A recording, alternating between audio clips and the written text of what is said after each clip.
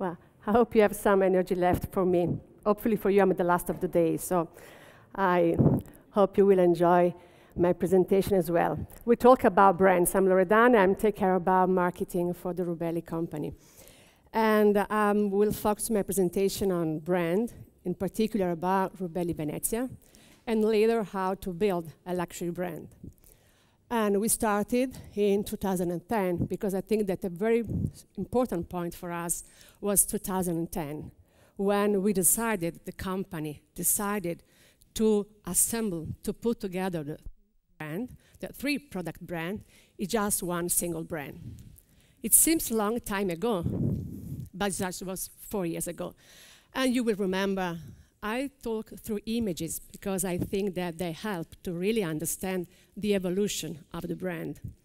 And you remember about Lisio, so business, and of course Rubelli.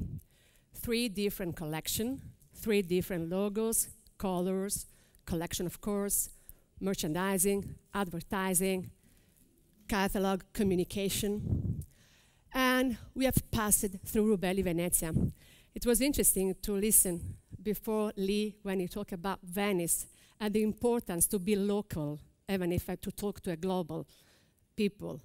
And we really, when we decide to put Venezia under Rubelli, was for that, because we are really very Venetian, probably more than Italian in a certain way. We will really want to reinforce the link with the city.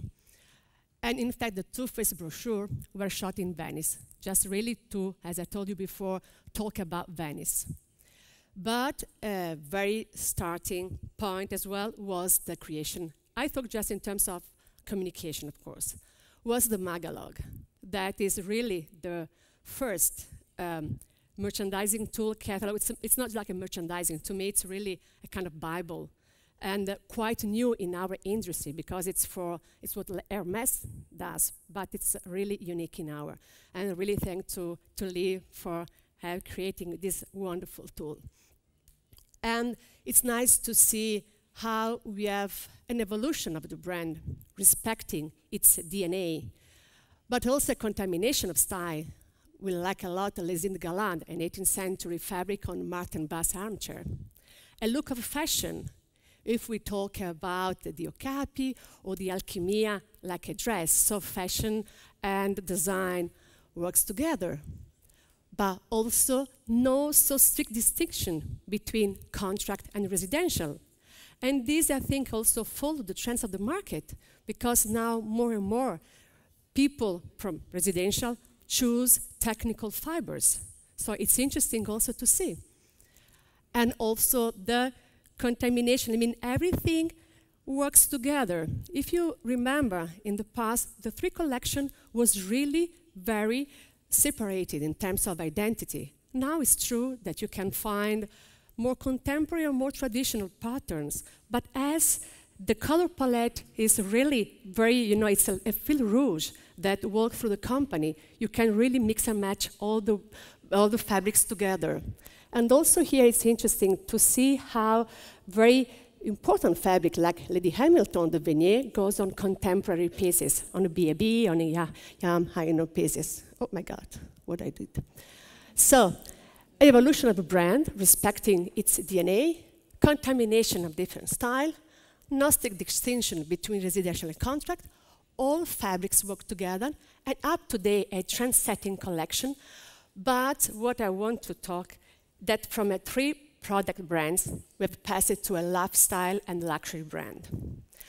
And this is not easy at all to build a luxury brand. And so the communication makes it really important for what we do, our job. And we divided the above-the-line activities, that is the advertising, that are all billboard, TV, radio and spot. That to me is the box. All the content that to me are the below-the-line activities, that is exhibitions, sponsorship, events, collaboration, co-marketing, product placement, are content of the box. You can disappear for the market if you don't make advertising. But if you have the content, so if you can talk to people and have happy that many of you have talked about education, about training people, about value, intangible values. I think that we have really worked during these past years about the borderline activities. And this is really important. So I say that a delicate balance between the ATL and BTL activities is crucial, is fundamental. I like very much these pictures. So what we have done, and also following the company indication and also what I've heard, go towards the end user that are uneducated at all sometimes. So we have tried to mix interior design magazine that are, of course, important, because the design community for us is, of course, the most important one. But we have added also some lifestyle magazine, and when we can, when the budget can allow us, sometimes also in the newspaper. Yes, and it has given us the possibility really to start talking to end users who are interested in know what we do.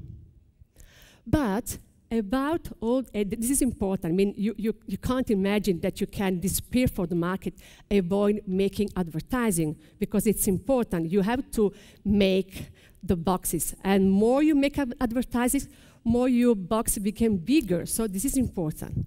But all these activities, and I started with Molteni, and later we talk about Moroso. The intention is really to reach a wider audience, a different target, new prospect for Rubelli, enlarge our media arena. And this is interesting because it was the first time that Rubelli plays with another company, because in the past, we had exhibition, but many times there was exhibition made just by Rubelli about the 18th century, about traditional things. So the idea is really to move forward, to work with other furniture company, or we'll say later with a fashion couturier or with the fashion brands, really to go to the end user. And this gave us the possibility, in that case, also to reinforce the collaboration, because in terms of business, it was important as well, because the Punteggiato Velvet entered in the Molteni collection. So you can see how marketing and sales many times can work together in a very successful way. You can see they made so many exhibitions worldwide. So for Rubelli to be at the LACMA Museum and Victoria and Albert Museum worldwide means to talk to an audience that probably Rubelli could never reach in a different way. Or to be in their worldwide campaign, or to be in their catalog, or to be in such editorials that, of course, just showing one single fabric, probably we couldn't reach this big exposure. The same with Moroso. Before Francesco was talking about this exhibition. And it was interesting, I write design meets art, because it's true, people who approach Moroso are for sure younger generation who likes design, who likes to buy Patricia Urquiola armchair or other designer. And to see a brocade on that kind of a chair, it was really very intriguing. And I remember the press were really interested in making pictures and writing about that. So also in that case, the textile document, as you know, has now become on the part of the Rubelli collection, and of course, a wider audience. And when we talk about that, I'm talking not about Italy, because I just put random, one from Salon, Russia, one from Homes and Garden, England, one from AD, Italy. Another chapter regarding the BTL activities are the exposition with artists and with young designer. We will talk about the Biennale of Art last year. When you will leave from Venice, you will see at the airport in Marco Polo to departures area, the exhibition of Noto d'Aria. There are 100 big fish realized with Rubelli fabric. And also the exhibition that you will see tomorrow at the Palazzo from a white silk yarn. Tomorrow, Alberto and Sophie will talk more about this exhibition. But the first time that our design team was really free to create some piece of art starting from a white silk yarn with no constriction. And it was interesting to see how El Decor, Italy, of this month talk about the exhibition, how Salon Russia as well, how Wound Design Germany, how Interni, and how many other magazines talk about this. Everybody knows about the Acqua Alta capsule collection we made with the two young designers, Giorgio and Daniele. The collaboration with Frank Sorbier, the haute couturier, for his fashion shows. Well, we see the Nobiltà del Fare. You know, Acqua di Parma is one of the brands of LVMH Group. It's a luxury brand. And this gives us the possibility. Also here, I put Vanity Fair, Gentleman, The Rake. And there are all magazines. Think about also your competitor. It's very difficult to find other competitors on Vanity Fair, on Harper's Bazaar, on Vogue. So this is, to me, to create, to feed the brand and try to really pass and become the brand of the industry, not just one of the brand. And also the networking. You can see here the dinner they had in New York, and you can recognize Nicolò, but there is also Andrea and Leonardo and Ludovico, yes, with Roberto Bolle, the dancer, Trudy Styler, and many other very VIP people. So to me, it's interesting to be there and to talk about Rubelli, because these are our target. Or the sponsorship with the Arena di Verona. I would also to put, because we are working on the Belgian production for the Emperor with the Adrian Brody. And we have supplied all the fabric for this movie that will be, I think, before Christmas on the TV, on the cinema. But they didn't get out images because Adrian didn't want to give us now the possibility to show them. And after I want to talk about, of course, this co-marketing initiative, I'm very happy to talk about that. First of all, because, I mean, as many women, I can live without many things except shoes. And now listening Lee, I think that also now many men want shoes. And we And we started with, now we are the 4th collection. And it's really amazing because if I think about pages, okay, just pages, I think that I'll make some, a sort of number 10. I can see that the gritty, and thanks to Chuck and thanks to all PR offices, it's in terms of a page in the number 1. If I talk about the feature, the number of feature, I can tell you that this collaboration, that means really for Rubelli selling fabric. So it's just for us, it's a promotion, but at the same time, it's a way to make sales. Has been for the last 2 collections more than 260 editorials worldwide. So you can imagine how it means. Incredible. And it also means to be on the Vogue Fashion Night. When there was in Milan the Vogue Fashion Night, all Via Montenapole in Milan, the boutique of Santoni, was with Rubelli fabric. The new advertising campaign or the new catalog are with Rubelli fabrics. Here there is also a placement for Donghia. So we have Rubelli, we have Santoni, and we have a product placement for Rubelli because we have the format table. I think it's a very nice pictures. And all this has generated so great exposures. You can see, and I put Elle, Vogue, Iodonna, but also in Russia, you can see GQ Style, In Style, Vogue, Tatler. In Netherlands, you can see Middle East, Japan, China, Taiwan, Hong Kong, Singapore. So you really can imagine we would do Bloomberg, Business Week, Footwear News, the New York Post. So you really can imagine how many people we have reached through this operation. And really just put some highlights, because otherwise we can stay here really for a long time. And also this is really interesting. I know that for fashion, 17,000 people probably are nothing, but for Rubelli it's really, it's huge. You can imagine that when we post a news on Facebook, we have 2,000 people. Here you can imagine that we have about 9 times more.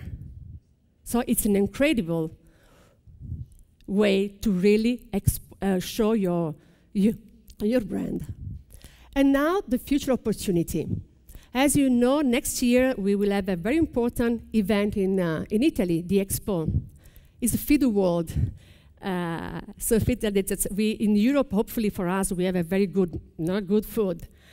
And for sure, we will serve you a very good wine with Fontana Fredda, so a very good Barolo, Nebbiolo, and Barbera. But later, we are working for being in the expo. And also here, it's a hard job, but we will try to do our best. So all this for saying that I think that the perception and the awareness of Rubelli has changed. So if Rubelli in the past was perceived as traditional brand, now it's perceived as an up-to-date brand. If in the past it was for, I will say, aged people, now it's for young generation as well. If in the past was known mostly for the design community, now I think it's known by a wider audience. If it was expensive, now it's a value for money. If it was for just a rich clientele, now it's for special people as well, people who have a beauty fabric in their house. If it was cold, now I will say it's cool. And if before it's one of the brand of the industry, now it's a brand. Don't be afraid of this chart, because Nicola didn't want that I show you, but just to explain that what we have done is not by chance. Okay? Every time we think to do something, we also really think about. So we are not, our company is not focused on products. Of course, we have produced new products. Of course, we have to sell and push through the advertising.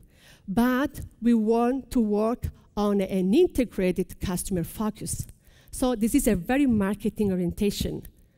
Because for having a long-run success, you can have just when you establish a relationship with the customer, when you explain your values, when you share your ideas, when you engage for what you do, when you can really teach. Many times we talk about teaching people. Yes, I think that we have a very nice history and tradition, but we have quality. We have a meal that we can explain. It's interesting to see the artisan corners in the Louis Vuitton boutique who explain what they do and how they do. It's interesting when you go to a restaurant and people tell you the different kind of brand, where the oil comes from. So people is really interesting in knowing what they are eating, what they are wearing. Many times say, oh, where do your clothes is done? So the Made in Italy is a plus for us. Material used. So I think that we have so many things that we can really transmit. And if we work on this point, so communicate, explain, engage, share, transmit, communicate, value, passion, quality, I think that we really can have success, about a long success, because we work on customer satisfaction. And what the French says, it's important not just to savoir-faire, but also faire savoir. Oui, c'est très français. And I'm not alone in doing and managing all that. I have a dream team who works with me, and I'm very happy to work with them because they busy me sometimes. And but they are very, very special, and I want to thank Giovanna, Maria Giovanna, Davide, and Roberta, who are based in Venice. Stand up, please. Okay. Because really, grazie. Okay. No. Because they are so important for me that really, without them, it's very difficult to do and to manage all these things. But, of course, I want to thank all the PR people who work around the world that are ambassadors for Rubelli, supporting, promoting our brand project idea. And I want to start, and I go very fast, with Nicoletta Gatti. Grazie, Nicoletta. Tomorrow you will see a very nice feature regarding On Living. That is an Italian magazine linked to the Corriere della Sera. That is one of the most important Italian newspaper, where we will have an interview of Paola Navone and her collaboration with Rubelli. So thank you very much, Nicoletta, for achieving this. I want to thank Merci la France, Mathilde et Marie-Laure. Merci beaucoup. J'apprécie beaucoup votre travail. Ça fait longtemps qu'on travaille ensemble. On est vraiment très, très contente et merci.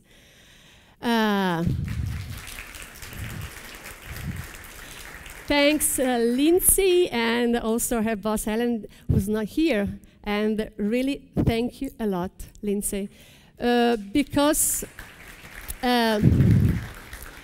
thanks to their job, we in London, and not just in London, we have really succeeded to be in a very high-end and luxury magazine and newspaper as well. So many times your feature blew my mind because I could never imagine that Rubelli could be in such publication. So really thank you very much. I know that Viv helped you in doing that, and thank you for that. Danke, Deutschland. Vielen Dank. I'm feeling like a pop today. Just a few words for each. Gracias, España, Pablo y Eduardo. Muchas gracias. Thanks, Netherlands. I saw Suzanne. Thank you very much for your help. Spasibo, Russia. Spasibo, Bolshoi, Francesca, Silverio, Irene, and the team. Thanks, Emirates, Suzanne, Mark, and all from Dubai and US. I know I have a colleague in US, Laura. She's not here, but she's doing an incredible job also there, so thank you, Laura. Thanks, China. Okay, thanks, Australia, Samantha. And this is really the last chart. I found it on the internet, but I liked it a lot, because I think that to me, to enter in the customer's mind, this is really the key. And it says, don't sell me things, sell me ideals, sell me respect, happiness, sensation, sell me comfort, sell me peaceful moment, enchantment, serenity. But please, don't sell me just things. I just want to finish with that. And thank you for your attention, and enjoy the rest of the summit. Thank you very much.